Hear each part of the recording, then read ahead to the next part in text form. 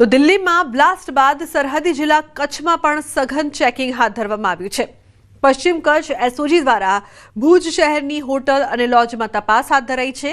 આ તપાસમાં સામે આવ્યું છે કે એક હોટલમાં કાશ્મીરના કુપવાડાનો પરિવાર રોકાયો છે। તેમની પૂછપરછમાં સામે આવ્યું છે કે કાશ્મીરમાં બરફવર્ષા શરૂ થતા રોજગાર માટે તેઓ વિવિધ રાજ્યમાં જતા હોય છે। એસઓજીએ કુપવાડા પોલીસનો સંપર્ક કરીને પરિવાર વિશે માહિતી મંગાવી છે। જો કે અત્યાર સુધીની તપાસમાં પરિવાર પાસેથી કાંઈ વાંધાજનક વસ્તુ કે માહિતી મળી નથી। એસઓજીએ ભુજની જનતાઘર હોટલ સંચાલકો સામે કાર્યવાહી કરી છે।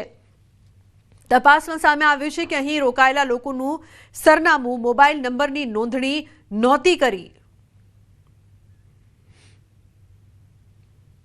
હોટલમાંથી 2 કાશ્મીરી યુવક, 1 મહિલા તથા 3 બાળકો મળી આવેલ હતા અને જેમના રહેણાંકના રજિસ્ટ્રેશન બાબતે પૂછપરછ કરતા તેમણે માત્ર એક વ્યક્તિનું રજિસ્ટ્રેશન કરેલું હતું, બીજા કોઈના આઈડી પુરાવા કે કોઈ માહિતી લીધેલ હતી નહીં। એટલે જે શંકા ઉદ્ભવે એવી પરિસ્થિતિનું નિર્માણ થતાં અમે તાત્કાલિક હોટલ માલિક તથા જે કાશ્મીરી પરિવાર જે હતો તે લોકોને એસઓજી ખાતે લેતા આવેલ અને હોટલ સંચાલક વિરુદ્ધ અમે ગુનો દાખલ કરેલ છે। તો ભરૂચના સાયખામાં કંપનીમાં વિસ્ફોટનો મામલો, ઘટનાના 24 કલાક બાદ પણ એક કામદાર લાપતા। પોલીસની આગેવાનીમાં પ્લાન્ટમાં સર્ચ ઓપરેશન શરૂ। પ્રચંડ ધડાકાથી 2 વ્યક્તિના મોત થયા હતા। વિસ્ફોટથી આસપાસની 5 કંપનીમાં મોટું નુકસાન થયું છે। વિસ્ફોટથી કંપનીઓના સ્ટ્રક્ચર તૂટી ગયા હોવાની પણ માહિતી સામે આવી રહી છે। ઘટનાના 24 કલાક બાદ પણ પોલીસે પ્લાન્ટમાં સર્ચ ઓપરેશન છે તે હાલ ચાલી રહ્યું છે। 2 વ્યક્તિઓના મોત થયા હતા, લાપતા છે તેવી પણ માહિતી સામે આવી રહી છે। તો વિસ્ફોટથી આસપાસની 5 કંપનીઓ છે ત્યાં પણ મોટા પાયે નુકસાન થયું છે। વિસ્ફોટથી કંપનીઓના જે સ્ટ્રક્ચર છે તે પણ તૂટી ગયા છે।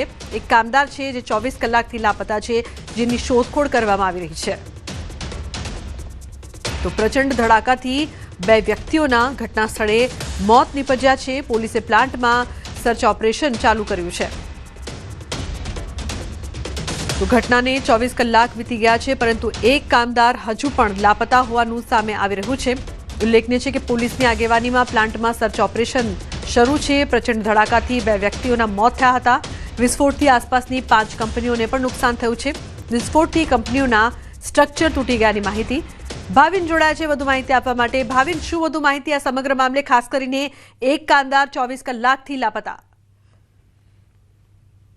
જી, ગતરોજ જે ફાર્મા કંપનીની અંદર વીકે ફાર્મા નામની કંપનીની અંદર જે વિસ્ફોટ થયો હતો, હજી પણ ગતરોજ જે ઘાયલો હતા, ઘાયલો સારવાર અર્થે છે અને જે 2 ત્યાંથી ડેડ બોડી મળી હતી, ત્રીજી હજુ પણ હજુ મિસિંગ છે। હજુ ત્યાં સર્ચ ઓપરેશન ચાલુ છે, પરંતુ હજુ જે સ્ટ્રક્ચર છે એ એટલું સઘન છે કે એની અંદર જે બોડી છે તે હજી મળી આવી નથી। ભાવિન, બિલકુલ દ્રશ્યોમાં દેખાઈ રહ્યું છે કે જ્યારે અધિકારીઓ છે, જવાબદાર અધિકારીઓ છે, તેમને સવાલ પૂછવામાં આવે છે, એક કામદાર હજુ પણ લાપતા છે, તો તેઓ જવાબ નથી આપી રહ્યા અને કાર રિવર્સ કરતા જોવા મળી રહ્યા છે। જી હા, ગતરોજ જે 3 પાર્ટનર હતા જે કંપનીના, એમાંથી એક પાર્ટનર ત્યાં ઘટના સ્થળે આવી ગયા હતા અને જીપીસીબી અને જે પોલીસ ડિપાર્ટમેન્ટ છે એમને બધી માહિતી આપતા હતા। ત્યાં મીડિયાઓને જોઈને અચાનક અમે મીડિયા તરીકે સત્ય હકીકત એમને પૂછવા ગયા ત્યારે ગાડીમાં બેસી મોં પર રૂમાલ બાંધીને ત્યાંથી પલાયન થવા પામ્યા હતા। બિલકુલ ભાવિન, જવાબદારી બને છે આ લોકોની કે જવાબ આપે તેમના કર્મચારીઓ છે। જો તેમને કંઈ થાય, જવાબ આપવું તો દૂર, પરંતુ અહીં ભાગતા જોવા મળી રહ્યા છે, મોઢા પર રૂમાલ બાંધતા જોવા મળી રહ્યા છે। હા જી, જે મોં પર રૂમાલ બાંધીને એમને સત્ય હકીકત કે જે કંપનીની અંદર જે પ્રોડક્શન થાય છે તે શેનું થાય છે, કેટલા વખતથી થાય છે, તમારી પાસે યોગ્ય દસ્તાવેજ છે કે નહીં, આ બધાની પૂછપરછ અને સત્ય હકીકત જાણવા માટે જ્યારે મીડિયા એમની પાસે જવા અને સવાલ કરવા ગયા ત્યારે એમની પોતાની ગાડી ઝડપથી રિવર્સ કરીને ત્યાંથી ભાગી ગયા હતા।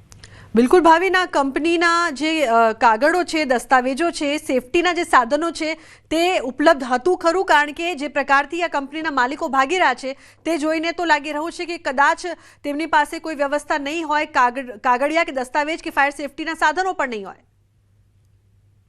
જે સૂત્રોથી એવું જાણવા મળ્યું હતું કે જે કંપની છે એ બીજા કે ત્રીજા ઓનરની હતી અને લગભગ જે કંપનીના જે 3 ઓનરો હતા તે એ 3 ઓનરોમાંથી 2 ઓનરો ત્યાં નહોતા હાજર, પણ એક ઓનર ત્યાં હાજર હતા. અને આજુબાજુના સૂત્રોથી જાણવા મળ્યું હતું, પૂછપરછથી જાણવા મળ્યું હતું કે કંપની માત્ર ને માત્ર રાત્રે જ ચાલુ થતી હતી અને સવારે મળસ્કે થતા બંધ થઈ જતી હતી. અંદર શું પ્રોડક્શન થતું હતું એની કોઈ જાણ કરવામાં આવી નથી. પરંતુ અમે લોકોએ જીપીસીબીના અધિકારીઓને પૂછ્યું, પણ જીપીસીબી પાસે બી યોગ્ય દસ્તાવેજ નતા અને કંપની આ રીતે ચાલી રહી હતી. જી બિલકુલ, આપ જોડાયેલા રહેશો. ભરૂચથી અન્ય સમાચાર પણ સામે આવી રહ્યા છે.